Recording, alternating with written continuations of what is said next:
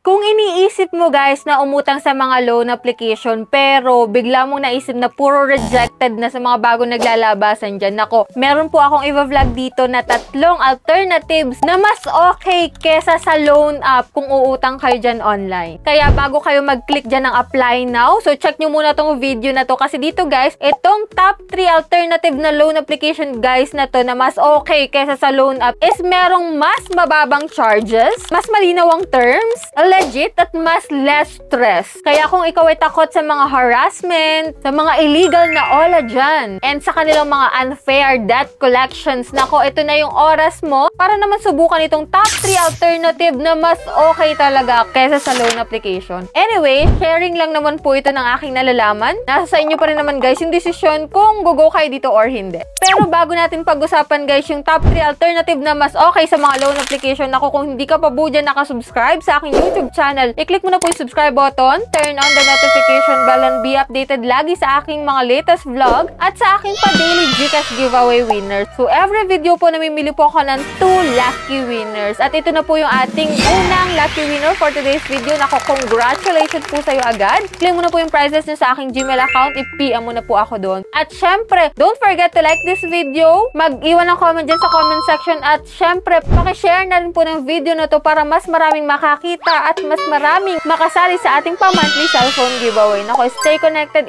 stay active lang, baka ikaw na po ang susunod na lucky winners natin. So yan guys, wag na nating patagalin pa, puntahan na natin yung ating top 3 alternative na mas okay kesa sa loan app. So if you're interested, keep watching.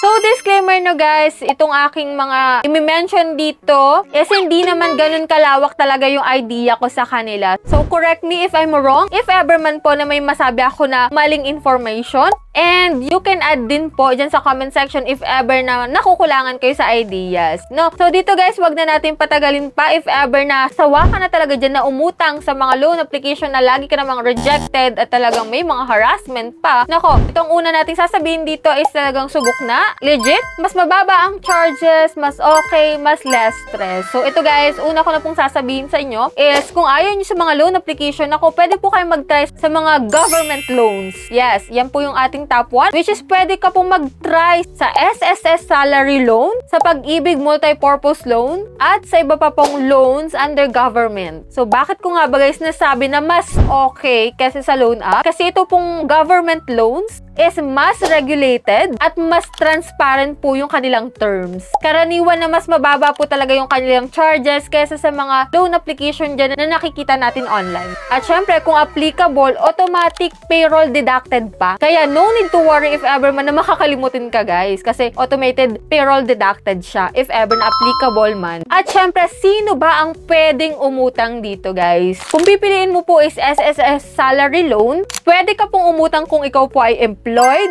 self-employed na may sapat na hulog sa SSS, at syempre kung ikaw ay may active SSS contribution. Sa Pag-ibig MPL naman po, pwede kang mag-loan dito kung ikaw ay members na may required contributions at syempre may good standing. So ano ba ang kailangan mong ihanda dito guys? Syempre valid ID, members data record, payslip kung ikaw ay employed, at updated contributions. At need mo rin po gumawa ng online account nila, like sa SSS po is my.sss or virtual Pag-ibig, para mas madali po yung application mo kapag ikaw ay uutang online. So ano ba yung mga pros kapag uutang ka sa mga government loans? Syempre, mas malinaw po yung amortization, mas mahaba po yung terms, makakapamili ka kung hanggang kailan mo siya pwedeng bayaran. At syempre, mas mababa po yung risk na merong harassment dito guys. Kasi under siya ng government na meron silang formal collection process. Hindi katulad ng mga loan application na talagang merong unfair debt collection na may mga agent na haharasin ka sa tawag or sa text man. So, ano yung cons dito guys? So, dito guys, syempre, kailangan mo ng updated contributions and active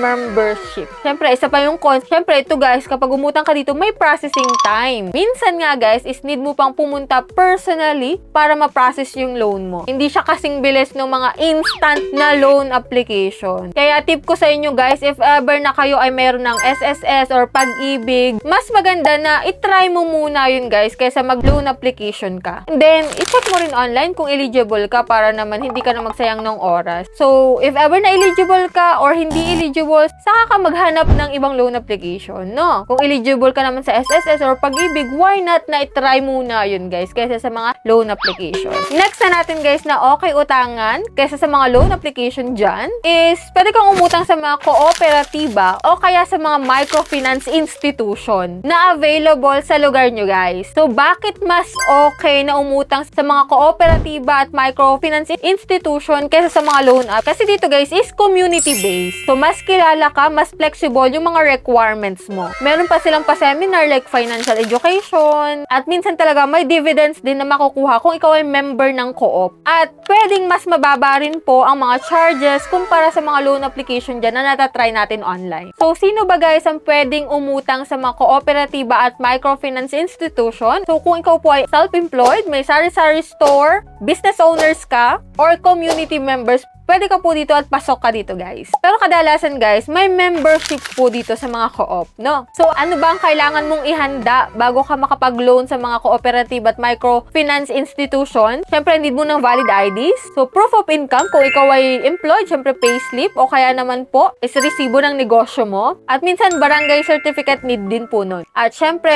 membership fees at share capital para maging miyembro ka sa isang kooperatiba. So, ano ba yung pros ng pag-utang sa mga to guys? Dito guys is may human approach talaga. Pwede pong pag-usapan yung mga dues and terms. May mga program din po sila para sa negosyo at kabuhayan, hindi lang puro cash out guys. Cons lang dito guys, hindi siya kasing bilis ng process ng mga instant loan application kasi meron pa ditong pa-seminar, may pa-orientation pa sila guys. At syempre, kailangan mo munang i-verify ang legitimacy na gusto mong pagmiyembrohan. Mali mo nga naman, may masabing co-op lang pero hindi naman pala legit.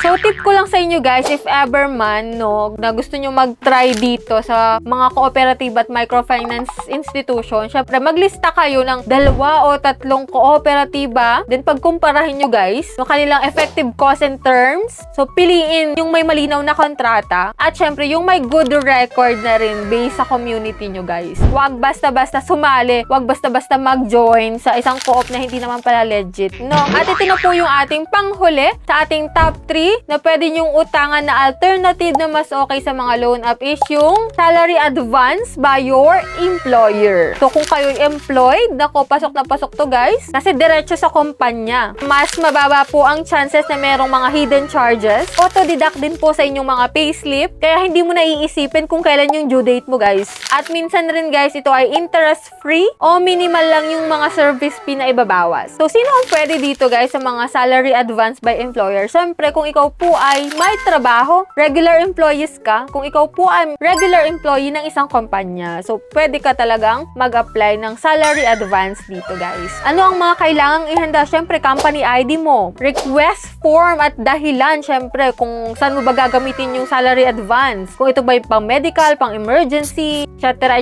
dyan guys, need mo ng dahilan. At siyempre, i-check mo yung iyong company policy kung meron silang salary advance. Maximum amount na pwede mong ma-loan dito at pang ilang days mo siya pwedeng hulugan. Siyempre, yung mga pros dito guys, mas mabilis yung process kapag na-approve agad ng HR mo o kaya ng immediate supervisor nyo. Agad-agad guys. At walang third-party collectors, walang mga agent dyan. Mas dignified din ang proseso dito guys sa salary advance. Ang cons lang po dito, siyempre, limitado yung amount. Usually, may ilang % lang sa sweldo mo ang pwede mong i-salary advance. At pwede rin pong maapektuhan yung take-home mo. At pwede rin pong maapektuhan yung take-home pay mo. Especially sa susunod na cut-off. So, planuhin mabuti yung budget nyo guys. Kaya, ang tip ko dito guys, kung empleyado ka, tanungin mo muna yung HR mo bago ka mag-try sa mga loan application. Baka kasi dyan sa company mo is merong salary advance or employer loan program na mas okay talaga kaysa sa mga loan app. Pero, syempre, hindi porket okay yung mga gantong alternative na loan application, wala ka nang dapat gawin,